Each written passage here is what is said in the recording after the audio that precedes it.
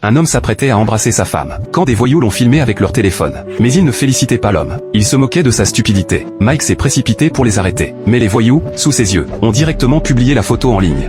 Take it down.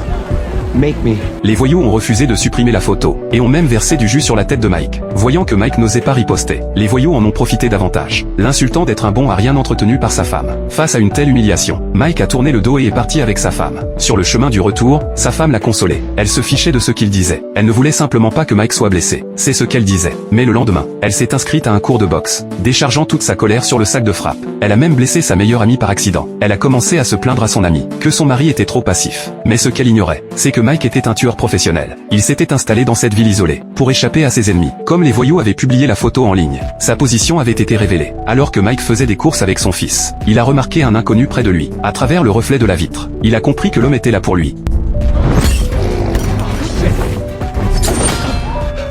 Really?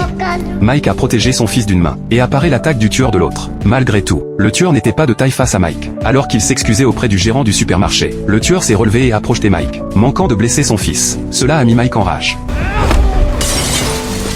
Finalement il a vite quitté les lieux avec son fils. Conscient que sa position était compromise, Mike s'est précipité chez lui. Un dérapage a stupéfié tous les voisins. Il est monté au 3e escalier, et a entaillé le mur à côté avec un couteau. Sous une pièce se cachait un bouton. Une légère pression a ouvert un compartiment secret. À l'intérieur il y avait 2 armes, ainsi que les passeports de la famille, et aussi 1 million en liquide. Mike devait partir immédiatement avec sa famille. Alors il a fait croire aux enfants qu'il partait en voyage. Sa femme était ravie en l'apprenant. Elle ne s'attendait pas à ce que son mari rigide soit si romantique. Bientôt toute la famille est partie en voiture. Mais en sortant du parking souterrain, Mike a remarqué une voiture noire au bord de la route. Quelqu'un à l'intérieur l'observait. Alors quand un bus est passé, Mike a vite changé de sortie.